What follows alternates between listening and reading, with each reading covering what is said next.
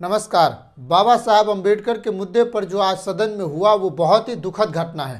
संसद के लिए दिन काला हो गया है और आज पूरे दिन इंडिया गठबंधन ने जो एकजुटता दिखाई है इससे भाजपा तबाह होती हुई नजर आ रही है और आज भाजपा पर विपक्ष भारी पड़ गया है।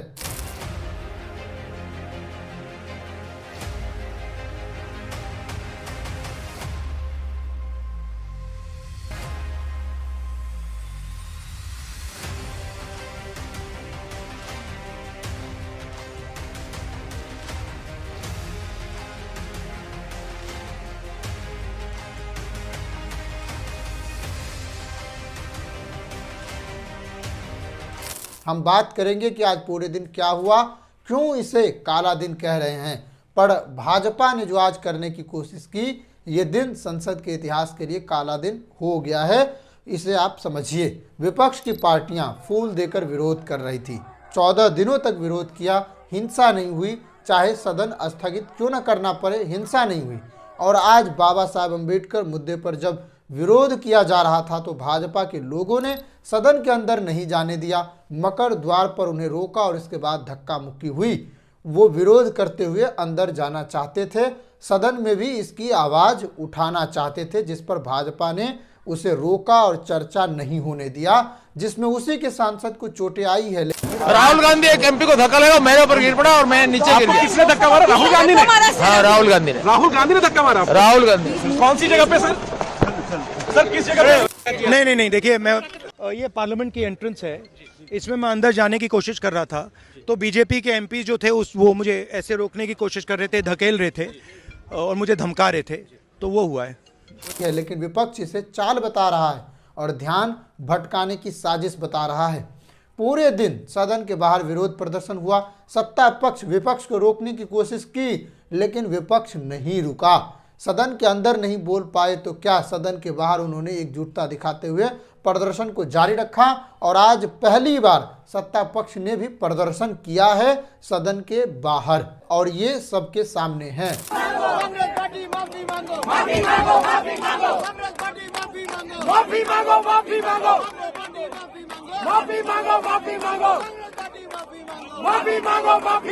शाम 4 बजे के प्रेस कॉन्फ्रेंस में मल्लिकार्जुन खड़गे ने कहा, हम शांति से प्रोटेस्ट करने आए थे लेकिन भाजपा ने मसल पावर दिखाया और हमारे ऊपर हमला किया, मुझे भी धक्का दिया, मैं बैलेंस नहीं संभाल सका और नीचे बैठ गया।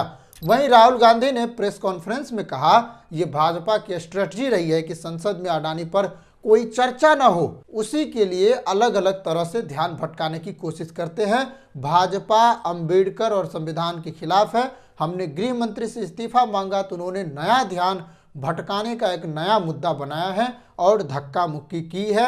विपक्ष ने खास करके कांग्रेस पार्टी की ओर से इस धक्का मुक्की को भाजपा की साजिश करार दे दिया गया है और ये कहा जा रहा है कि इसने जानबूझकर धक्का मुक्की किया है ताकि इस मुद्दे को दबाया जा सके और इस पर एक नया चीज, नया एजेंडा बनाया जा सके। इसके बाद भाजपा मुख्यालय में भी प्रेस कॉन्फ्रेंस हुआ। केंद्रीय मंत्री शिवराज सिंह चौहान ने प्रेस कॉन्फ्रेंस की और राहुल पर धक्का मुक्की करने का आरोप लगाया। जब इस पर राहुल से सवाल किया गया तो उसने बीजेपी पर धक्का मुक्की करने का और धमकाने का आरोप लगाया। आज सुबह इंडिया गठबंधन अम्बेडकर पर शाह के खिलाफ प्रदर्शन कर रहा था। इसी दौरान भाजपा और विपक्षी सांसद आमने सामने आ गए। इसी घटना के बाद धक्का मुक्की शुरू हुई। धक्का मुक्की के तुरंत बाद कांग्रेस अध्यक्ष मल्लिकार्जुन खड़गे ने स्पीकर को एक पत्र लिखा और उसमें खुद के साथ धक्का मुक्की किए जाने का आरोप लगाया।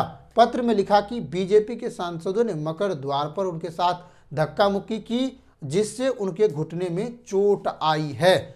उन्होंने स्पीकर महोदय से इस घटना की जांच कराने की मांग की है और ये बड़ी बात है। अगर धक्का मुक्की कांग्रेस के द्वारा किया जाता, मल्लिकार्जुन खड़गे के द्वारा किया जाता तो वो जांच कराने की मांग नहीं करते और कांग्रेस यहां पर जांच कराने की मांग कर रही है। इसका मतलब है कि वो कंफर्म है कि धक्का मुक्की बीजेपी सांसदों की ओर से किया गया है।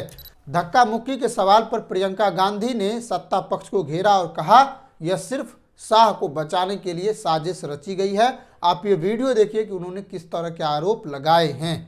हम इतने दिनों से प्रोटेस्ट कर रहे हैं, साइड में प्रोटेस्ट कर रहे हैं, जो भी आ रहा है जा रहा है, उसको पूरा रास्ता है।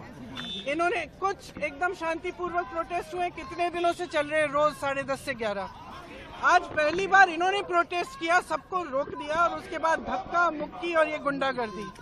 और अब सिर्फ अमित शाह जी की खाल बचाने के लिए ये अब इन्होंने साजिश शुरू की है कि भैया ने किसी को धक्का मारा, ये वो। मेरी आंखों के सामने आप सब ने देखा होगा, खड़गे जी को धक्का मार के जमीन पे गिराया। उसके बाद एक सीपीएम के एमपी को धक्का मारा, उनके ऊपर गिरे, खड़गे जी के ऊपर।